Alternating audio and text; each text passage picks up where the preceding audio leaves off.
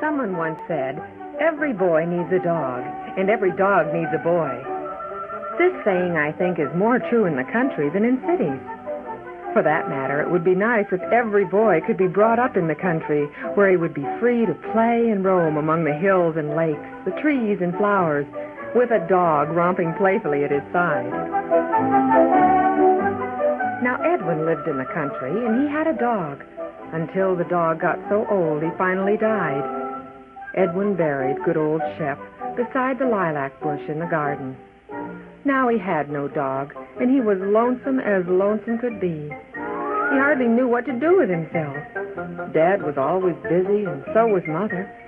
Grandfather was a grand old man, no doubt of that, but he was scarcely one for a young, healthy, robust boy to play with. Then one day, Edwin had good news. His cousin Tom was coming for a visit. Is he going to bring Skip with him? Well, now, he didn't say, but I doubt it, Edwin. It's a long way to come, and they usually don't allow dogs on trains. I sure wish he'd bring Skip. He's a wonderful dog. Well, anyway, I'm sure you and Tom will have a lot of fun, even without a dog. Edwin's mother was right. More right than even she thought. Edwin and Tom had the time of their lives. At night, they slept like logs. By morning, rested and raring to go again. One noon, after they had washed and readied for lunch, they sat at the front window waiting for lunch to be served. They were looking out the window when suddenly Edwin burst out. Tom, look over there. See it? No, what? Where? Just this side of the bushes, between the big trees. It's a dog. Don't you see him? No. He's standing perfectly still. I just happened to see him. See that bush that's taller than the rest? Look a few feet just this side of it. See him? Yeah, now I see him. He's looking towards the woods. That's him. Isn't he a beauty? Yeah, look at his ears. They stand straight and stiff, like the ears of a deer. Boy, I wish I had a dog like that. Maybe he's lost, or doesn't belong to anyone. Then he could become yours. Oh, I wish... He's moving. Yes. And look, he's coming straight towards us, between the big trees. Let's go outside and get him. If we can't find his owner, then he's mine. Wait, he stopped again. He's looking all around and listening. What does that mean? It means that he may not be a dog at all, but some sort of wild animal. Maybe he's a wolf or something like that. He must be a dog, some kind of dog. There's no animal that looks like that but a dog. Well, I guess he's a dog, all right. But the way he's acting, he must be a wild one. If I can catch him, then he's mine, isn't he? Well, how are you going to catch a wild dog? I don't know. How does one catch a wild dog? Why don't we get some food and try to coax him close with it? Good idea. Hey, Mom, can we have some milk and things out of the refrigerator to feed a dog? I guess so. Come on, Tom, we're going to get a dog. The two boys filled a dish with food, and then they went to the side door. There he goes.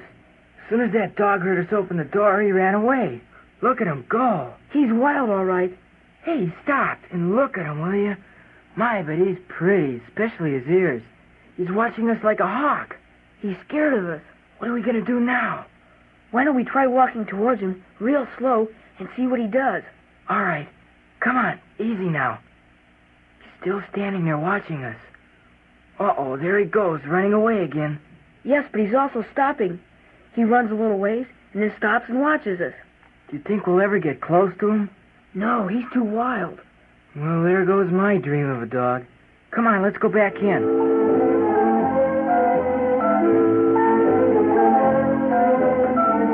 Guess I better put this stuff back in the refrigerator. The idea was, wasn't it, to catch that dog? Yeah, Grandpa, but he's too wild. Can't catch him. There ain't no animal or nothing else, for that matter, too wild to catch and tame. You really want that dog? Sure do, Grandpa. Can you catch him? Sure can, son. How? Well, now, I believe there's a saying that goes something like this. Honey will catch more flies than vinegar. Ever heard that? But you can't get close to the dog. Well, I can get close enough. Even if you do catch him, how are you going to tame him and make friends with him? Well, it's just exactly the same way you make friends with people. How do you do that? Oh, be nice to him, be kind, things like that. Yeah, that's exactly the way I'm going to make friends with that wild dog. I think I know what you mean, Grandpa, and I think it'll work. Well, I know it will. How are you going to start? Well, give me that food. That's the first move. We're going to put that where the dog can eat it. Can we go with you, help you? You can watch from that front room window. If you don't make any noise or movements, it can be heard or seen from those big trees outside.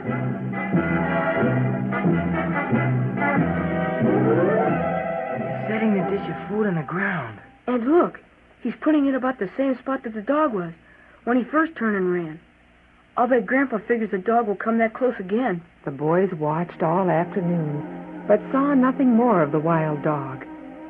Sometime during the night, however, the dog inched his way slowly toward the dish of food, which apparently he could smell. Every moment he was alert to the slightest disturbing odors or noises that might mean danger. Finally, his pangs of hunger overcame his fear and nervousness, so that he came all the way to the dish of food. Quickly snatching a bite, he jumped back and sniffed the air as he swallowed what he had just taken. For about a minute he stood like a statue, nostrils raised, then gulped down another mouthful of food. Again he jumped back, sniffing the air for signs of an enemy. In this manner he ate all the food, then quickly disappeared into the clump of bushes and on into a grove of trees nearby. Early the next morning, the two boys rushed out to the dish of food. It's gone. Wonder if the dog ate it. Of course he did. You know something? Your grandfather's a sly old fox. He knew what he was doing when he left the food out there all night. But even if Buttons did eat it, how does that help us catch him and make friends with him? Buttons? That's what I'm going to call the dog. Don't you think it's a good name? Perfect. Hey, let's ask your grandfather how he's going to catch him. Good idea.